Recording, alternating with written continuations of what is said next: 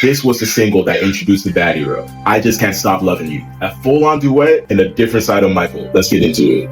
Released in July 1987, I Just Can't Stop Loving You went #1 on Billboard 100 and also hit #1 on R&B and adult contemporary charts. Although the final selection was Saida Garrett, Michael Jackson originally intended it to be sung with Barbra Streisand. When she was shown the song, she thought that it wouldn't be believable because of the age difference, and low-key, she really wasn't messing with the song. The next, and my personal favorite option, was Whitney Houston. But unfortunately, her label feared overexposure at the time, and they ultimately had to say no. So they landed on Saida Garrett, who was actually already co-writing songs for Bad. One of the most notable songs that she wrote on the album was Mad in the Mirror. She actually ended up delivering a less diva and more intimate performance, which worked perfectly for the song.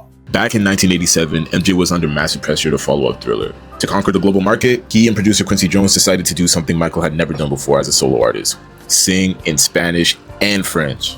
They took the lead single, I Just Can't Stop Loving You, and created 2 alternate versions. He was such a perfectionist that he hired legendary salsa star Ruben Blades to coach him for days, practicing the lines phonetically until he sounded like a native speaker. While the Spanish version saw a tiny release, the French version became a mythical lost track, heavily bootlegged on cassette tapes for decades. The estate finally remastered and officially dropped both tracks out of the vault in 2012 for the Bad 25 anniversary.